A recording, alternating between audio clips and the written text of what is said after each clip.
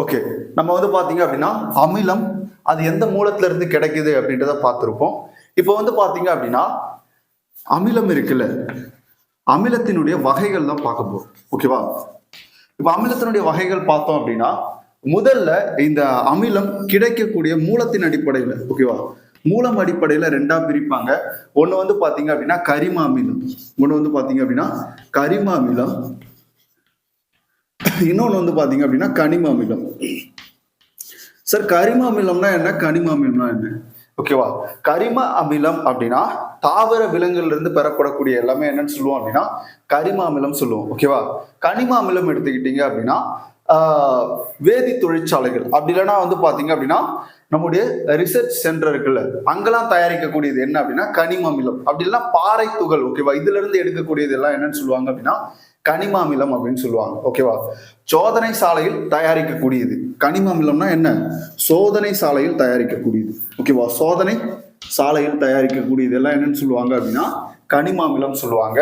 கரிம அமிலம் எடுத்துக்கிட்டீங்க அப்படின்னா உங்களுக்கு தாவர மற்றும் விலங்குகள்ல இருந்து பெறப்படக்கூடியது, தாவர மற்றும் விலங்குகள்ல இருந்து பெறப்படக்கூடியது எல்லாம் என்னன்னு சொல்லுவோம் கரிம அமிலம் சொல்லுவோம். ஓகே, கரிம அமிலத்துக்கு எடுத்துக்காட்டு என்ன, கனிம அமிலத்துக்கு எடுத்துக்காட்டு என்ன அப்படின்னு பார்க்க போறோம். இப்போ நீங்க கரிம அமிலம் எடுத்துக்கிட்டீங்கன்னா இங்க பாருங்க, கரிம அமிலம் எடுத்துக்கிட்டீங்கன்னா நம்ம ஆல்ரெடி பார்த்ததுதான் நம்முடைய எறும்பு மற்றும் தேனியினுடைய கொருக்குல இருக்கக்கூடிய ஃபார்மிக் அமிலம். ஓகேவா, HCOOH, இது என்ன ஃபார்மிக் அமிலம். ஓகேவா, அதே மாதிரி வந்து பாத்தீங்க அப்படின்னா CH3COOH, ஓகேவா, அசிட்டிக் அமிலம். அப்போ இந்த ஃபார்மிக் அமிலம், அசிட்டிக் அமிலம் இது எல்லாம் எதுக்கு எடுத்துக்காட்டு அப்படின்னா கரிம அமிலத்துக்கு எடுத்துக்காட்டு. ஓகேவா, கனிம அமிலத்துக்கு எடுத்துக்காட்டு வந்து பாத்தீங்க அப்படின்னா என்னென்ன சொல்லலாம். ஓகேவா, கனிம அமிலத்துக்கு எடுத்துக்காட்டா H2SO4, சல்ஃபியூரிக் அமிலம். ஓகேவா, HNO3, நைட்ரிக் அமிலம். H2SO4, சல்ஃபியூரிக் அமிலம், HNO3, நைட்ரிக் அமிலம். ஓகேவா, இதெல்லாம் என்ன சொல்லலாம் அப்படின்னா கனிம அமிலத்துக்கு எடுத்துக்காட்டு சொல்லலாம். இந்த HCl இருக்குல்ல, இதை என்ன பண்ணுவாங்க அப்படின்னா சோதனை சாலையிலும் தயாரிக்கிறாங்க. ஓகேவா, அப்ப HCl கூட என்ன சொல்லலாம், கனிம அமிலத்துக்கு எடுத்துக்காட்டா சொல்லலாம். அப்ப அமிலத்தை மூலத்தின் அடிப்படையில ரெண்டா பிரிக்கலாம், ஒண்ணு கரிம அமிலம், இன்னொன்னு கனிம அமிலம். சார் கரிம அமிலம் அப்படின்னா தாவர விலங்குல இருந்து பெறக்கூடியது, கனிம அமிலம் அப்படின்னா சோதனை சாலையில தயாரிக்கக்கூடியது, இதை வந்து கனிம அமிலம் சொல்லுவாங்க. ஓகேவா, கரிம அமிலத்துக்கு எடுத்துக்காட்டு ஃபார்மிக் அமிலம், அசிட்டிக் அமிலம். கனிம அமிலத்துக்கு எடுத்துக்காட்டு H2SO4, ஓகேவா, சல்ஃபியூரிக் அமிலம், HNO3, நைட்ரிக் அமிலம், HCl, ஓகேவா, ஹைட்ரோகுளோரிக் அமிலம். இதெல்லாம் என்ன சொல்லலாம், கனிம அமிலத்துக்கு எடுத்துக்காட்டு சொல்லலாம். அப்போ மூலத்தின் அடிப்படையில் என்ன பண்ணலாம் அப்படின்னா ரெண்டு வகையா பிரிக்கலாம். இதுல நம்ம இன்னொன்னும் பார்த்துடலாம். ஓகேவா, இப்போ வலிமை மிகு அமிலம்னா என்ன, வலிமை குறை அமிலம்னா என்ன. ஓகேவா, வலிமை மிகு அமிலம், வலிமை குறை அமிலம். ஓகேவா, இப்போ நம்ம நார்மலா வந்து பாத்தீங்க அப்படின்னா அமிலம் அப்படின்றது அரிக்கும் தன்மை உடையது அப்படின்றது பார்ப்போம். இப்போ இந்த கரிம அமிலம் இருக்குல்ல, இந்த கரிம அமிலம் எல்லாத்தையும் என்ன சொல்லுவாங்க அப்படின்னா வலிமை குறை அமிலம் அப்படின்னு சொல்லுவாங்க. வலிமை குறை அமிலம், வலிமை குறை அமிலம். எந்த அமிலங்கள், கரிம அமிலம் எல்லாம் என்னன்னு சொல்லுவோம் வலிமை குறை அமிலம் சொல்லுவோம். அப்போ ஃபார்மிக் அமிலம், அசிட்டிக் அமிலம் இது எல்லாம் என்ன அமிலத்துக்கு எடுத்துக்காட்டு, கரிம அமிலத்துக்கும் எடுத்துக்காட்டு, வலிமை குறை அமிலத்துக்கும் எடுத்துக்காட்டு. ஓகே, அந்த எடுத்துக்காட்டு கேட்பாங்க. அடுத்தது வலிமை மிகு அமிலம், கனிம அமிலம் எல்லாமே வலிமை மிகு அமிலம். ஓகேவா, இதெல்லாம் வந்து பாத்தீங்க அப்படின்னா ரொம்ப கவனமா கையாளணும். ஓகேவா, அப்போ வலிமை மிகு அமிலம் எடுத்துக்காட்டு H2SO4, HNO3, நைட்ரிக் அமிலம், HCl இதெல்லாம் வந்து பாத்தீங்க அப்படின்னா கனிம அமிலத்துக்கும் எடுத்துக்காட்டு, வலிமை மிகு அமிலத்துக்கும் எடுத்துக்காட்டு. கரிம அமிலம் எல்லாமே வலிமை குறை அமிலமா இருக்கும், அப்ப கனிம அமிலம் எல்லாமே வலிமை மிகு அமிலமா இருக்கும். அப்போ நம்ம மூலத்தின் அடிப்படையில ரெண்டு வகையா பார்த்தோம்.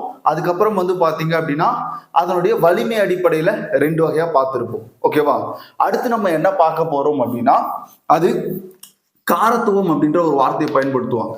ஓகேவா, அதன் அடிப்படையில நம்ம மூணா பிரிச்சிருப்போம், அதுதான் நம்ம அடுத்து பார்க்க போறோம். காரத்துவத்தின் அடிப்படையில, ஓகேவா, இப்போ காரத்துவத்தின் அடிப்படையில என்ன பண்ணலாம் அப்படின்னா அமிலத்தை மூணு வகையா பிரிக்கலாங்க, மூணு டைப்பா என்ன பண்ணலாம் பிரிக்கலாம். சார் காரத்துவம்னா என்ன அப்படின்னு கேட்கலாம். ஓகேவா, காரத்துவம் அப்படின்னா இப்போ ஒரு அமிலம் இருக்குல்ல, இப்போ ஒரு அமிலம் இருக்குன்னு வச்சுக்கோங்க. இப்போ HCl அப்படின்ற ஒரு அமிலம் இருக்கு. ஓகேவா, இப்போ இந்த HCl அமிலத்துல எத்தனை இடப்பெயர்ச்சி செய்யத்தக்க ஹைட்ரஜன் அணுக்கள் இருக்கு. ஓகேவா? அதோட எண்ணிக்கையை குறிக்கிறதாங்க காரத்துவம். ஓகேவா? ஒரு அமிலத்தில் எவ்வளவு ஹைட்ரஜன் அணுக்கள் இருக்கு, ஓகேவா? அதுல எத்தனை ஹைட்ரஜன் அணுக்கள் இடப்பெயர்ச்சி அடையுது, அந்த இடப்பெயர்ச்சி அடையக்கூடிய எண்ணிக்கை என்னன்னு சொல்றாங்க அப்படின்னா காரத்துவம் அப்படின்ற ஒரு பதத்தை பயன்படுத்துறாங்க, சொல்ல பயன்படுத்துறாங்க. அப்போ அமிலங்களுக்கு காரத்துவம் அப்படின்ற பதம் எதுக்காக பயன்படுத்தப்படுது அப்படின்னா ஒரு அமிலத்தில் இருக்கக்கூடிய இடப்பெயர்ச்சி செய்யக்கூடிய ஹைட்ரஜன் அணுக்களோட எண்ணிக்கையை குறிக்கிறது. இடப்பெயர்ச்சி செய்யக்கூடிய ஹைட்ரஜன் அணுக்களுடைய எண்ணிக்கையை குறிக்கிறதா நம்ம என்னன்னு சொல்லுவோம் அப்படின்னா காரத்துவம் அப்படின்ற வார்த்தையை பயன்படுத்துவோம். இப்ப எடுத்துக்காட்டா பாத்தீங்க அப்படின்னா ஒற்றை காரத்துவம். ஓகேவா? ஒற்றை காரத்துவ அமிலம், ஒற்றை காரத்துவ அமிலம். ஒற்றை காரத்துவ அமிலத்துக்கு எடுத்துக்காட்டு இப்ப பாருங்க HCl. ஓகேவா? அதே மாதிரி CH3COOH. இது என்ன? அசிட்டிக் அமிலம். ஹைட்ரோகுளோரிக் அமிலம், அசிட்டிக் அமிலம். இப்போ இதுல எல்லாமே பாத்தீங்க அப்படின்னா எவ்வளவு ஹைட்ரஜன் அணுக்கள் வந்து இடப்பெயர்ச்சி அடையும். ஓகேவா? இப்போ HCl பாத்தீங்க அப்படின்னா ஒன்னு ஆல்ரெடி நம்ம பார்த்திருப்போம், இடப்பெயர்ச்சி செய்யக்கூடிய ஹைட்ரஜன் அணுக்களுடைய எண்ணிக்கை. இப்போ இந்த ஒண்ணு இருக்குல்ல, இதுதான் என்னன்னு சொல்லுவோம் அப்படின்னா காரத்துவம் அப்படின்னு சொல்லுவோம். அப்போ ஒற்றை காரத்துவ அமிலத்துக்கு எடுத்துக்காட்டு என்னன்னு கேட்பாங்க. ஒற்றை காரத்துவ அமிலத்துக்கு எடுத்துக்காட்டு ஹைட்ரோகுளோரிக் அமிலம், அசிட்டிக் அமிலம். இது ரெண்டும் ஒற்றை காரத்துவ அமிலத்துக்கு எடுத்துக்காட்டு. இங்க பாருங்க, இதுல 4 ஹைட்ரஜன் அணுக்கள் இருந்தாலும் கூட, இங்க ஒரு 3, இங்க ஒரு 1. ஓகேவா? 4 ஹைட்ரஜன் அணுக்கள் இருந்தாலும் கூட நீர்ல போடும்போது அது எவ்வளவுதான் இடப்பெயர்ச்சி அடையும்? ஒன்னே ஒண்ணு மட்டும்தான் இடப்பெயர்ச்சி அடையும். ஓகேவா? அதே மாதிரி இரட்டை காரத்துவ அமிலம். ஓகேவா? இரட்டை காரத்துவ அமிலம். இப்போ இரட்டை காரத்துவ அமிலத்துக்கு எடுத்துக்காட்டு என்னென்ன சொல்லலாம் அப்படின்னா H2SO4 சல்பியூரிக் அமிலம், H2CO3. ஓகேவா? கார்போனிக் அமிலம். H2SO4 சல்பியூரிக் அமிலம், H2CO3 கார்போனிக் அமிலம். ஓகேவா? காற்று அடைக்கப்பட்ட பானங்களில் உங்களுக்கு எந்த அமிலத்தை பயன்படுத்துவாங்க அப்படின்னா கார்போனிக் அமிலத்தை பயன்படுத்துவாங்க. H2SO4 சல்பியூரிக் அமிலம் தொழிற்சாலையில பயன்படக்கூடியது. அப்ப இங்கெல்லாம் என்னவா இருக்கும் அப்படின்னா 2 ஹைட்ரஜன் அணுக்கள் இடப்பெயர்ச்சி அடையும். எத்தனை? 2 ஹைட்ரஜன் அணுக்கள் இடப்பெயர்ச்சி அடையும். அப்போ இரட்டை காரத்துவ அமிலத்துக்கு எடுத்துக்காட்டு H2SO4 சல்பியூரிக் அமிலம் சொல்லலாம், H2CO3 ஓகேவா கார்போனிக் அமிலம். அப்ப இது ரெண்டுமே எதுக்கு எடுத்துக்காட்டு? இரட்டை காரத்துவ அமிலத்துக்கு எடுத்துக்காட்டு. ஓகேவா? ஓகே. அடுத்து நம்ம பார்க்கக்கூடியது வந்து பாத்தீங்க அப்படின்னா மும்மை காரத்துவ அமிலம். ஓகேவா? மும்மை காரத்துவ அமிலத்துக்கு என்ன எடுத்துக்காட்டு அப்படின்றத பார்க்க போறோம். இங்க பாருங்க, மும்மை காரத்துவ அமிலம். ஓகேவா? மும்மை காரத்துவ அமிலத்துக்கு நம்ம என்னெல்லாம் சொல்லலாம் அப்படின்னா H3PO4. ஓகேவா? பாஸ்பாரிக் அமிலம், பாஸ்பாரிக் அமிலம். அப்ப இங்க பாருங்க, இங்க இருக்கக்கூடிய 3 ஹைட்ரஜன் அணுக்கள் இடப்பெயர்ச்சி அடையும். அப்ப உண்மை காரத்துவ அமிலத்துக்கு எடுத்துக்காட்டு H3PO4. ஓகேவா? பாஸ்பரிக் அமிலம். ஓகேவா? ஓகே. இப்ப இதெல்லாம் நமக்கு புக்ல இருக்க எடுத்துக்காட்டுகள் தான். இது என்ன பண்ணுவாங்க அப்படின்னா கேட்பாங்க. ஓகேவா? அப்போ காரத்துவத்தின் அடிப்படையில அமிலத்தை நம்ம என்னவா பிரிக்கிறோம்? 3ஆ பிரிக்கிறோம். ஒன்னு ஒற்றை காரத்துவ அமிலம், இன்னொன்னு இரட்டை காரத்துவ அமிலம், இன்னொன்னு மும்மை காரத்துவ அமிலம். ஓகேவா? அடுத்து நம்ம என்ன பண்ண போறோம் அப்படின்னா அது அயனி ஊறும் அடிப்படையில். ஓகேவா? அயனி ஊறும் அடிப்படையில 2ஆ பிரிக்க போறோம்.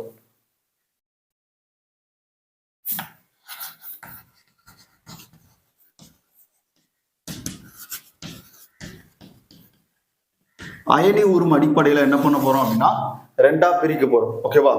இதுல குறிப்பா நம்ம பார்க்க வேண்டியது என்னன்னு பாத்தீங்க அப்படின்னா இப்போ அயனி ஊறும் அடிப்படையில நம்ம ஆல்ரெடி ஏற்கனவே பார்த்ததுதான் இது. அதாவது வலிமை மிகு அமிலம், வலிமை குறை அமிலம் சொல்லியிருக்காங்க. ஓகே, வலிமை மிகு, அதுக்கப்புறம் வலிமை குறை. இந்த அயனி ஊறும் அடிப்படையில எப்படி பிரிக்கிறாங்க அப்படின்னா இப்ப நீங்க நீர்ல வந்து பாத்தீங்க அப்படின்னா HCl அமிலத்தை போடும்போது அது பகுதி அல்லவோ அல்லது முழுவதுமாகவோ ஓகேவா அந்த கரைசல்ல கரைஞ்சிருச்சு அப்படின்னா அதன் அடிப்படையில என்ன பண்ணுவாங்க அப்படின்னா வலிமை மிகு வலிமை குறைன்னு பிரிப்பாங்க. இங்க பாருங்க, முழுவதுமாக கரைசலில் அயனி ஊறினால், முழுவதுமாக ஒரு கரைசல்ல அது கரைஞ்சிச்சு அப்படின்னா அதை என்னன்னு சொல்லுவாங்க? வலிமை மிகு அமிலம் சொல்லுவாங்க. அப்ப HCl இதெல்லாம் வலிமை மிகு அமிலத்துக்கு நம்ம எடுத்துக்காட்டா பார்த்திருப்போம்.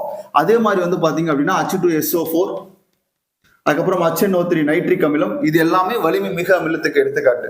வலிமை குறை அமிலம் என்ன பண்ணும் அப்படின்னா நீர்ல பகுதி அளவு மட்டும் அயனி வரும். பகுதி அளவு மட்டும் என்ன பண்ணும், வலிமை குறை அமிலம் நீர்ல அயனி வரும். இப்போ வலிமை குறை அமிலம்னா நம்ம என்னன்னு முன்னாடியே பார்த்திருப்போம். ஓகேவா? இப்போ கரிம அமிலம் எல்லாமே என்னன்னு சொல்லலாம், வலிமை குறை அமிலம் சொல்லலாம். அப்போ HCOH, ஓகேவா, பாஸ்பரிக், இது என்ன அப்படின்னா ஃபார்மிக் அமிலம். ஓகேவா? HCOH ஃபார்மிக் அமிலம். ஓகேவா? இப்போ இது எல்லாமே வலிமை குறை அமிலத்துக்கு எடுத்துக்காட்டா சொல்லலாம். வேற எப்படி அப்படின்னா அடுத்தது வந்து பாத்தீங்க அப்படின்னா செறிவு அடிப்படையில. செறிவு அடிப்படையில என்ன பண்ணுவாங்க அப்படின்னா ரெண்டா பிரிச்சிருப்பாங்க. ஒண்ணு செறிவு மிகு, இன்னொன்னு செறிவு குறை. ஓகேவா?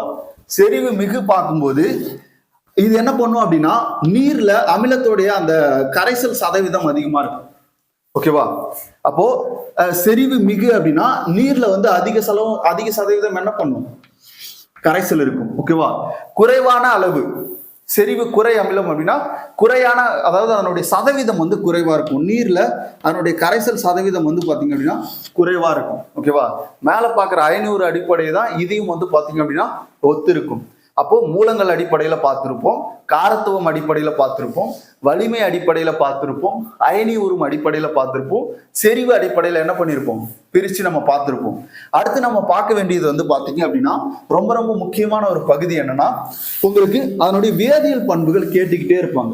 ஓகேவா? ரொம்ப ஈஸியா நம்ம என்ன பண்ணிக்கலாம், ஞாபகம் வச்சுக்கலாம் அதோடைய வேதியியல் பண்புகள். நம்ம இயற்பியல் பண்பு பார்த்திருப்போம். இப்போ என்ன பண்ண போறோம் அப்படின்னா வேதியியல் பண்பு தான் பார்க்க போறோம். ஓகேவா? அமிலத்தினுடைய வேதியியல் பண்புகள் என்னென்ன அப்படின்றதான் பார்க்க போறோம். முதல்ல வேதியியல் பண்புல ஃபர்ஸ்ட் நம்ம பார்க்கக்கூடியது வந்து பாத்தீங்க அப்படின்னா ஒரு அமிலம், இங்க பாருங்க, ஒரு அமிலம் ஒரு காரத்தோடு வினை புரிஞ்சுது அப்படின்னா நமக்கு என்ன கிடைக்கும் அப்படின்னு கேட்பாங்க. ஆல்ரெடி நம்ம நடுநிலையாக்கல் வினையில இதை பார்த்திருப்போம். ஓகேவா? இப்போ ஒரு அமிலம் பொதுவாக எடுத்துப்போமே, HCl அப்படின்ற ஒரு அமிலம் எடுத்துக்கிறோம். காரம் வந்து பாத்தீங்க அப்படின்னா NaOH. ஓகேவா? சோடியம் ஹைட்ராக்சைடு அப்படின்ற ஒரு காரத்தை எடுத்துக்கிறோம். அப்போ ஒரு அமிலம் ஒரு காரத்தோடு வினை புரிஞ்சுதுன்னா நமக்கு என்ன கிடைக்கும் அப்படின்னு பாத்தீங்கன்னா H2O நீர் கிடைக்கும், பிளஸ் NaCl சாதாரண உப்பு கிடைக்கும். இதை மேல கூட அப்படியே எழுதிக்கோங்க, நீர் பிளஸ் உப்பு.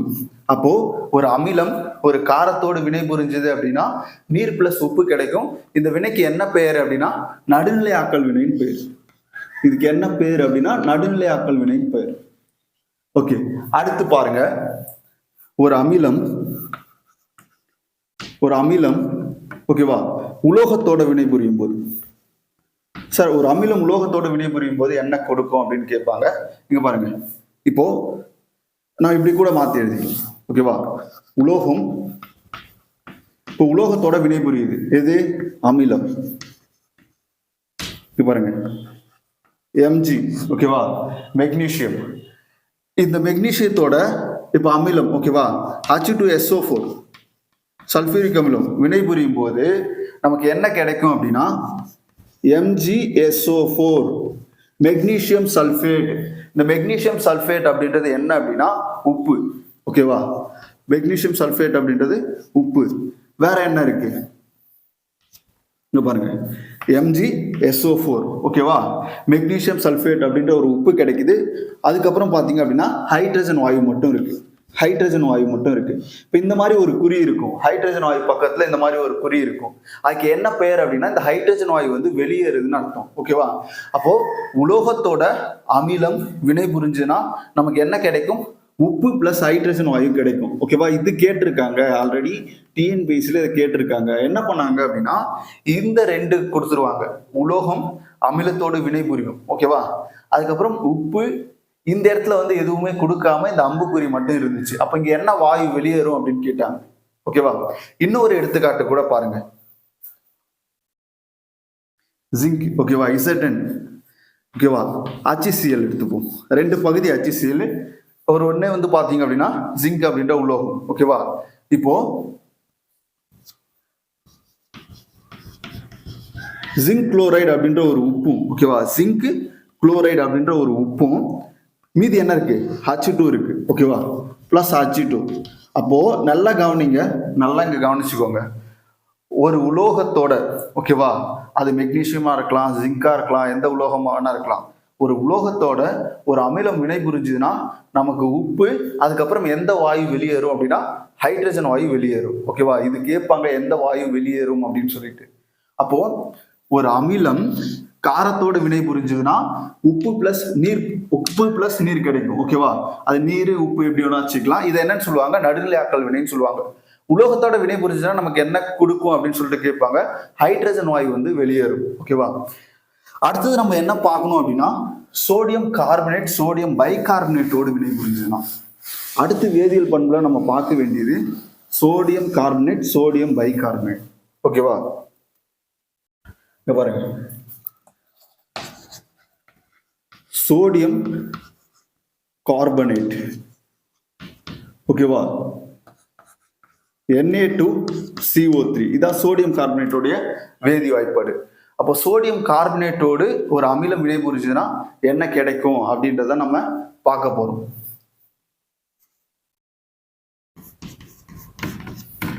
ஓகே, இங்க பாருங்க, ஒரு சோடியம் கார்பனேட்டோட, ஓகேவா, அது சோடியம் கார்பனேட் அப்படின்றது உலோக கார்பனேட். ஓகேவா? இப்படி வச்சுக்கோங்க, உலோக கார்பனேட். அப்போ உலோக கார்பனேட் உலோக பைகார்பனேட்டோடு வினை புரியும் போது நமக்கு என்ன கொடுக்கும் அப்படின்னு கேட்பாங்க.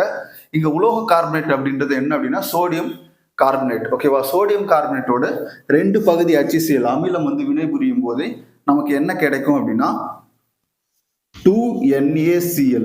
ஓகேவா? 2 NaCl அதாவது உப்பு, அதுக்கப்புறம் பாத்தீங்க அப்படின்னா H2O. ஓகேவா? நீர், அதுக்கப்புறம் CO2.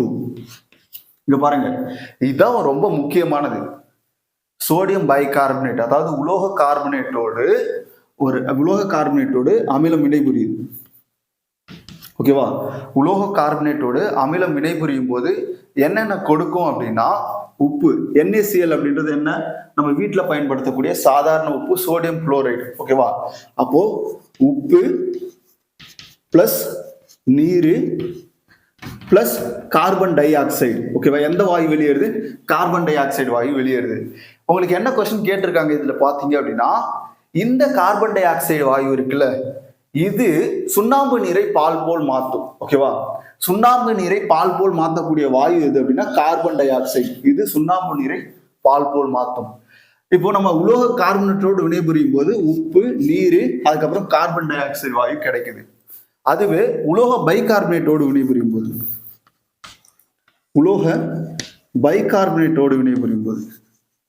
இங்க உலோக பைகார்பனேட் அப்படின்றது சோடியம் பைகார்பனேட். ஓகேவா? NaHCO3 உலோக பைகார்பனேட். ஓகேவா? சோடியம் பைகார்பனேட்டோட ஒரு அமிலம் வினைபுரியுது. ஓகேவா? இங்க HCl நம்ம யூஸ் பண்ணிக்கலாம். ஓகேவா? ஒரு பங்கு HCl வந்து நம்ம யூஸ் பண்றோம். அப்ப என்ன கிடைக்குது அப்படின்னா NaCl. ஓகேவா? அதுக்கப்புறம் பாத்தீங்க அப்படின்னா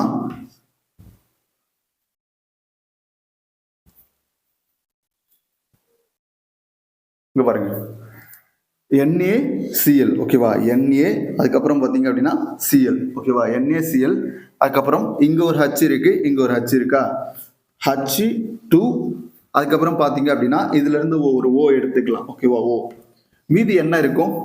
CO2 இருக்கும். ஓகேவா? CO2. இப்ப நல்லா கவனிச்சுக்கோங்க.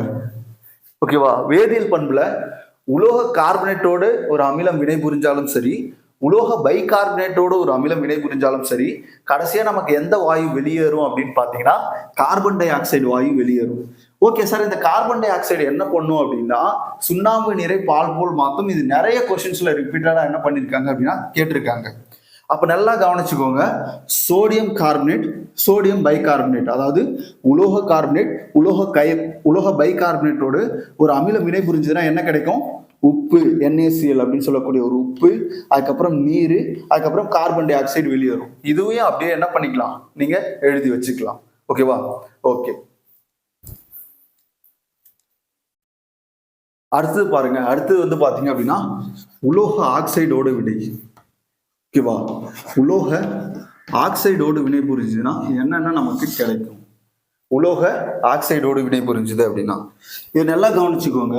இப்போ உலோக ஆக்சைடு எடுத்துக்கிட்டோம் அப்படின்னா CO. ஓகேவா? கால்சியம் ஆக்சைடு ஆக்சைடோடு H2SO4 சொல்லக்கூடிய ஓகேவா சல்ஃபியூரிக் அமிலம் வினைபுரியும் போது உலோக ஆக்சைடோட சல்ஃபியூரிக் அமிலம் வினைபுரியும் போது நமக்கு என்ன கிடைக்கும் அப்படின்னா CaSO4 ஓகேவா கால்சியம் சல்ஃபேட்.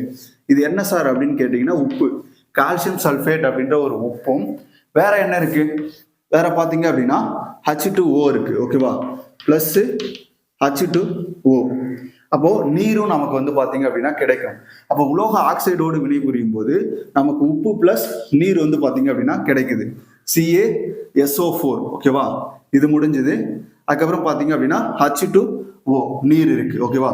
அப்போ உலோக ஆக்சைடு என்ன உலோக ஆக்சைடுன்னு பாத்தீங்கன்னா கால்சியம் ஆக்சைடு ஓகேவா. கால்சியம் ஆக்சைடு H2SO4 சல்ஃபியூரிக் அமிலத்தோடு வினைபுரியும் போது CaSO4 ஓகேவா. கால்சியம் சல்ஃபேட் அப்படின்ற ஒரு உப்பும் H2O அப்படின்னு சொல்லக்கூடிய நீரும் நமக்கு வந்து பாத்தீங்கன்னா கிடைக்கும். இப்போ இதனுடைய வேதியியல் பண்புல எல்லாமே பார்த்தாச்சு, அமிலத்துடைய வேதியியல் பண்புல எல்லாமே பார்த்தாச்சு. என்னென்ன பார்த்துருக்கோம் ஓகேவா. நடுநிலையாக்கல் அமிலம் காரம் வினைபுரியும் போது உப்பு நீர் கிடைக்கும். அதே மாதிரி உலோகத்தோடு வினைபுரியும் போது கடைசியா என்ன வாயு வெளியேறும், ஹைட்ரஜன் வாயு வெளியேறும். உலோக கார்பனேட் பைகார்பனேட்டோடு வினைபுரியும் போது கார்பன் டை ஆக்சைடு வாயு வெளியேறும். அதுக்கப்புறம் உலோக ஆக்சைடோடு வினைபுரியும் போது உப்பு நீர் நமக்கு கிடைக்குது ஓகேவா. அதே மாதிரி இன்னொரு சிறப்பான விஷயம் என்ன அப்படின்னா AG சொல்லக்கூடிய சில்வர், Cu சொல்லக்கூடிய காப்பர் ஓகேவா. சில்வர் காப்பர் இது ரெண்டும் வந்து பாத்தீங்க அப்படின்னா இந்த ரெண்டு உலோகங்களும் ஓகேவா, இந்த ரெண்டு உலோகமும் அமிலத்தோடு வினைபுரியும் போது ஹைட்ரஜன் வாயுவை வெளியேற்றாது ஓகேவா. இது கேட்பாங்க, ஹைட்ரஜன் வாயுவை வெளியேற்றாது ஓகேவா. எந்தெந்த உலோகம் AG சில்வர் காப்பர் ஓகேவா. Cu அப்படின்னா காப்பர், ஏஜினா சில்வர். அப்போ சில்வரும் காப்பரும் என்ன பண்ணாது அப்படின்னா உலோகத்தோட அதாவது இந்த உலோகங்கள் அமிலத்தோட வினைபுரிஞ்சு ஹைட்ரஜன் வாயுவை வெளியேற்றாது ஓகேவா. ரொம்ப முக்கியமானது, இந்த ரெண்டு உலோகம் மட்டும் அமிலத்தோட வினைபுரிஞ்சுன்னா ஹைட்ரஜன் வாயு வெளியேற்றாது. அப்ப இதை தவிர்த்து எல்லாமே அமிலத்தோடு வினைபுரியும் போது நமக்கு ஹைட்ரஜன் வாயு என்ன பண்ணும், வெளியேற்றும் ஓகேவா. ஓகே, அடுத்து நம்ம என்ன பார்க்க போறோம் அப்படின்னா அமிலத்துடைய பயன்கள். இதுலதான் அடிக்கடி கொஸ்டின் கேட்டுட்டே இருப்பாங்க ஓகேவா. SI எக்ஸாம், PC எக்ஸாம்ஸ்லாம் அடிக்கடி அமிலத்துடைய பயன்கள்ல இருந்தே கொஸ்டின் நமக்கு கேட்டுட்டே இருப்பாங்க. அதை மட்டும் பார்ப்போம். அடுத்தது பார்த்தோம் அப்படின்னா அமிலத்தினுடைய பயன்கள் தான் பார்க்க போறோம் ஓகேவா. சல்ஃபியூரிக் அமிலம் H2SO4 ஓகேவா. சல்ஃபியூரிக் அமிலம் எடுத்துக்கிட்டோம் அப்படின்னா வாகன மின்கலன்கள் தயாரிக்க ரொம்ப முக்கியமா பயன்படக்கூடிய ஒரு அமிலம் எது அப்படின்னா சல்ஃபியூரிக் அமிலம் ஓகேவா. இது என்னன்னு சொல்லுவாங்க அப்படின்னா வேதிப்பொருட்களின் அரசன் சொல்லுவாங்க, வேதிப்பொருட்களின் அரசன் ஓகேவா. அப்ப வேதிப்பொருட்களின் அரசன் என அழைக்கப்படக்கூடியது எது அப்படின்னு கேட்பாங்க, சல்ஃபியூரிக் அமிலம். நிறைய தொழிற்சாலைகள்ல இந்த சல்ஃபியூரிக் அமிலம் ரொம்ப மூலப்பொருளா இருக்கிறதுனால அதை வேதிப்பொருட்களின் அரசன் சொல்றாங்க ஓகேவா. அதே மாதிரி ஹைட்ரோகுளோரிக் அமிலம் ஓகேவா. ஹைட்ரோகுளோரிக் அமிலம் எடுத்துக்கிட்டோம் அப்படின்னா கழிவறையை தூய்மைப்படுத்த பயன்படக்கூடிய அமிலம். கழிவறையை தூய்மைப்படுத்த பயன்படக்கூடிய அமிலம் எது அப்படின்னா ஹைட்ரோகுளோரிக் அமிலம். அடுத்ததான் சிட்ரிக் அமிலம். சிட்ரிக் அமிலம் வந்து பாத்தீங்க அப்படின்னா உணவுப் பொருட்களை பதப்படுத்த பயன்படுகிறது. இதே மாதிரி பென்சாயிக் அமிலமும் பயன்படும் ஓகேவா. பென்சாயிக் அமிலம் உணவுப் பொருட்களை பதப்படுத்துறதுக்கு சிட்ரிக் அமிலமும் பயன்படும், பென்சாயிக் அமிலமும் பயன்படும். அப்போ உணவுப் பொருட்களை பதப்படுத்த சிட்ரிக் மற்றும் பென்சாய் அமிலங்கள் பயன்படுகிறது. அடுத்தது நைட்ரிக் அமிலம். நைட்ரிக் அமிலம் அப்படின்னா உரம் தயாரிக்கக்கூடிய நைட்ரேட் அப்படின்ற ஒரு வேதிப்பொருளையும், அதுக்கப்புறம் சாயங்கள் தயாரிக்கிறது, அதுக்கப்புறம் வண்ணப்பூச்சி பெயிண்ட் உருவாக்குறதுக்கெல்லாம் எது பயன்படுது அப்படின்னா நைட்ரிக் அமிலம் வந்து பயன்படுது. அடுத்தது ஆக்சாலிக் அமிலம். ஆக்சாலிக் அமிலம் எடுத்துக்கிட்டீங்க அப்படின்னா குவார்ட்ஸ் படிகத்தில் உள்ள ஓகேவா, குவார்ட்ஸ் படிகத்தில் உள்ள ஏற்படக்கூடிய இரும்பு மற்றும் மாங்கனீசு படிவுகள் ஓகேவா, கரைகளை சுத்தம் செய்யும். குவார்ட்ஸ் படிகத்தில் இருக்கக்கூடிய இரும்பு மற்றும் மாங்கனீசு படிவு சார்ந்த அந்த கரைகளை வந்து பாத்தீங்க அப்படின்னா தூய்மைப்படுத்த பயன்படும். அதே மாதிரி மரப்பொருட்களை ஓகேவா, மரப்பொருட்களை தூய்மைப்படுத்தும். கருப்பு கரைகளை நீக்கவும் பயன்படுகிறது. கருப்பு கரைகளை நீக்கவும் பயன்படக்கூடியது எது அப்படின்னா ஆக்சாலிக் அமிலம்.